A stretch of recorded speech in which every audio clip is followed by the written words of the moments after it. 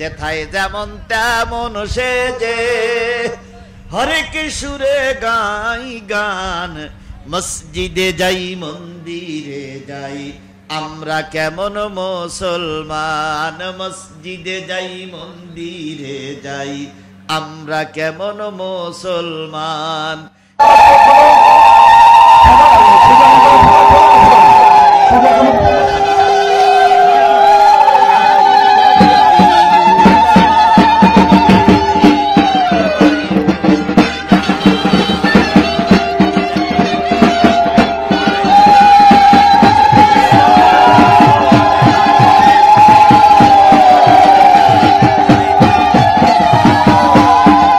রবিউল আওয়ালে তোমারি গান গাই, রবিউল আওয়াল গেলে তোমায় ভুলে যায়। দেখবেন নির্বাচনের সময় টুপি মাথায় দেয়, নির্বাচন শেষ টুপিটা উড়েই দেয় ভারতের দিয়ে পড়ে, আর উনি এখন হয়ে যায় শয়তানদের রাজা। আমিনহুম মুক্তাসিদ। আরেকটা মুসলমান আছে, তারা মুসলমান কিন্তু তারা মুনাফিক মুসলমান, এদিকও থাকে ওদিকও থাকে। তোমার আমার প্রতীক চিহ্ন হলো সুন্নাত।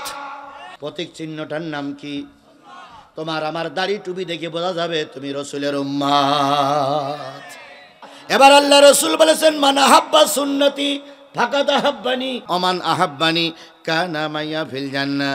যে ব্যক্তি আমার একটা সুন্নতের মহব্বত করবে সে ব্যক্তি আমাকে মহব্বত করলো, আর যে আমাকে মহব্বত করলো সে আমার সঙ্গেই জান্নাতে থাকবে। ওয়ালতাকুম মিনকুম উম্মাত। আপনার দলের পরিচয় আমার দলের পরিচয়, আমার নাম হলো উম্মাত। কথা ক্লিয়ার? তাহলে দল করতে গেলে কয়টা জিনিস লাগবে? তাহলে 1 নম্বর পাইলাম, দলের নাম কি? উম্মত। এবার বলুন তো, দল করতে গেলে একজন নেতা লাগবে না লাগবে না? নেতা ছাড়া দল করা যায় না। প্রত্যেকটা দলের একজন নেতা আছে না নাই? তাহলে আপনার আমার কথা হলো, যদি আপনি উম্মত হন, কোরআনের দলের লোক হন, আপনার নেতার নাম হবে মুহাম্মাদুর রাসূলুল্লাহ। তোমার নেতা আমার নেতা, সবাই মিলে বলেন তোমার নেতা আমার নেতা। তাহলে তোমার আমার নেতার নাম হলো মুহাম্মদ, আর দলের নাম হলো উম্মত। কথা ক্লিয়ার? এবার আপনি মিলাই দেখুন, যদি আপনি জান্নাতি হতে চান তাহলে রাজনৈতিক সামাজিক পারিবারিক নেতার নাম হবে মুহাম্মদুর রাসূলুল্লাহ সাল্লাল্লাহু আলাইহি সাল্লাম, আর দলের পরিচয় আমি একটা উম্মত। কার উম্মত? রসুল আমার নেতা, আমি রসুলের উম্মত। 3 নম্বর, দল করতে গেলে একটা প্রতীক চিহ্ন থাকা লাগবে। কি চিহ্ন থাকা লাগবে? সেই চিহ্নটা দেখে বুঝবে এ হলো এই দলের কর্মী। আমার বুকি যদি মারা থাকে নৌকা, তাহলে আমি আওয়ামী লীগের কর্মী। নৌকা নৌকা নৌকা নৌকা, তাহলে আমি কোন দলের কর্মী? আওয়ামী লীগের কর্মী। আমার বুকের পরে লেখা থাকে যদি ধানের শীষ, বিএনপির কর্মী। আমার বুকের পরে যদি থাকে নাঙ্গল, এরশাদ চাচার কর্মী। আমার বুকের পরে থাকে যদি দাড়িপাল্লা, জামাত ইসলামের কর্মী। তাহলে তো একটা দল হয়ে গেল, রাজনৈতিক দল। কিন্তু তোমার আমার প্রতীক চিহ্ন হলো সুন্নাত। প্রতীক চিহ্নটার নাম কি? তোমার আমার দাড়ি টুপি দেখে বোঝা যাবে তুমি রাসূলের উম্মত। কথা ক্লিয়ার? আমরা আমাদের প্রতীক চিহ্ন হলো কি? আরো জোরে বলেন। এবার আল্লাহ রাসূল বলেছেন, মান আহাব্বা সুন্নতি ফাকাদ আহাব্বানি ওমান আহাব্বানি কানা মাইয়া ফিল জান্নাহ। যে ব্যক্তি আমার একটা সুন্নতের মহব্বত করবে সে ব্যক্তি আমাকে মহব্বত করলো, আর যে আমাকে মহব্বত করলো সে আমার সঙ্গেই জান্নাতে থাকবে। এবার বলুন তো, দাড়ি রাখা কি? পাগড়ি পরা কি? টুপি পরা কি? পাঞ্জাবি পরা কি? এগুলো যেমন সুন্নাত, প্রয়োজনে আল্লাহর কোরআন কায়েমের জন্য রাজপথে রক্ত দেওয়াটাও সুন্নাত।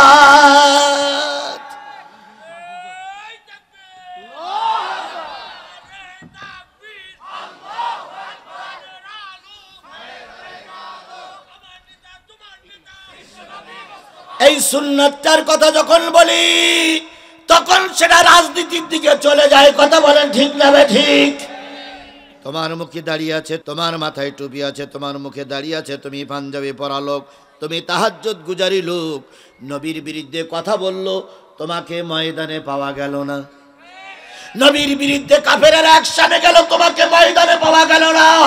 তোমার ওই দাড়ি, তোমার ওই টুপি দিয়ে কিয়ামতের দিন নাজাত পাওয়া যাবে না।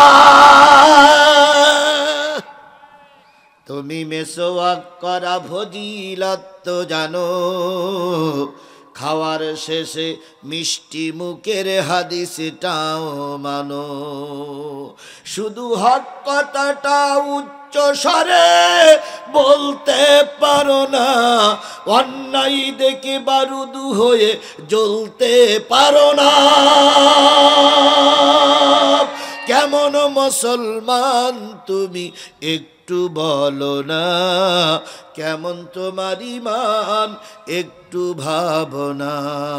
তুমি যেই কালেমার দাওয়াত দিলে হাদিয়া তোহফা মেলে, দেখো সেই কালেমার দাওয়াত দিয়ে কত জোনাজি জেলে। একই কালেমার দাওয়াত দিয়ে জাহাজে চড়তেছে, প্লেনে চড়তেছে, মামলা হয় না। আর একই কালেমার দাওয়াত দিয়ে আল্লামা সাঈদী 13টা বছর জেল খেটেছে। তুমিও কলেমার কথা বলো, ওরাও কলেমার কথা বলো, ওরা জেল খেটে আর তোমার কিচ্ছু হয় না, তাহলে নিশ্চয়ই তোমার কলেমা ওর কলেমার ভিতরে নিশ্চয়ই কোনো পার্থক্য আছে। কথা বলেন, কথা বলেন, কথা বলেন। বাবার দোয়ার অনুষ্ঠানে 4.5 লাখ কলেমা পড়লো, একবারও পুলিশ এসে ধরল না। আর আল্লামা সাঈদী এক মঞ্চে কলেমার ব্যাখ্যা করেছে, সাঈদীর 13 বছর জেল। তাহলে নিশ্চয়ই সাঈদীর কলেমা তোমার আমার কলেমায় এক হচ্ছে না। আমি আজিজুল ইসলাম জিহাদি এসে কালেমার দাওয়াত দিয়ে যাচ্ছে, আমার মঞ্চে উঠতে দিচ্ছে না। আর তুমি বিমানে চড়ে আসতেছ, পুলিশ প্রটোকল দিয়ে তোমাকে মঞ্চে নিয়ে আসতেছে, আবার মঞ্চের থেকে প্রটোকল দিয়ে নামাই নিয়ে যাচ্ছে। বোঝা গেল তোমার কালেমা জিহাদির কালেমায় এক হচ্ছে না, নিশ্চয়ই কোনো জায়গায় পার্থক্য রয়েছে। আল্লাহ রসুল কালেমার দাওয়াত দিয়ে 3.5 বছর জেল খাটলো, আর তুমি আর আমি কালেমার দাওয়াত দিয়ে বিরিয়ানি খাচ্ছি, আর ভুলি শুধু লতাতি আছে, লতাতি আছে, লতাতি আছে। তাহলে নিশ্চয়ই নবীর কলেমা তোমার কলেমার ভিতরে কোনো জায়গায় কোনো পার্থক্য আছে। আবার যখন জিজ্ঞেস করা হয় তুমিও বক্তা উনিও বক্তা, তো ওই বক্তা আসতে গেলে মঞ্চে উঠতে গেলে বাধা দেয়, তোমার কিছুই হয় না, তখন বক্তা মিসকে হাসি আর কয়, আমি একটু বুদ্ধি সত্যি করে চলি, আমি একটু সবাইকে ম্যানেজ করে চলি, এই জন্যে আমার কিচ্ছু হয় না। মানে রসুল বুদ্ধি কম ছিল তাই রসুল জেল খাটলো, আর এই সমস্ত বক্তাদের বুদ্ধি বেশি, এই জন্য ও তখনও শান্তিতে ছিল, এখনো শান্তিতে আছে।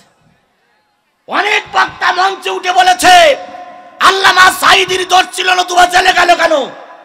আবার সেই বক্তাগুলো এখন কায়া পাল্টাই বলতেছে আল্লামা সাঈদীর চাইতে ভালো মুফাসসির আর বাংলাদেশে নাই।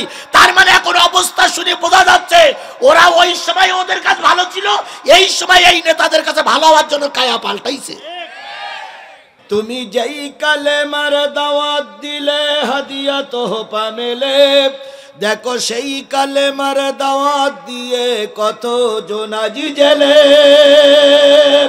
তুমি যেই কোরআনে রস করিলে বুকেতে নাই তুলে, দেখো সেই কোরআনের ব্যাখ্যা লিখে কেউ ফাঁসিতে ঝোলে।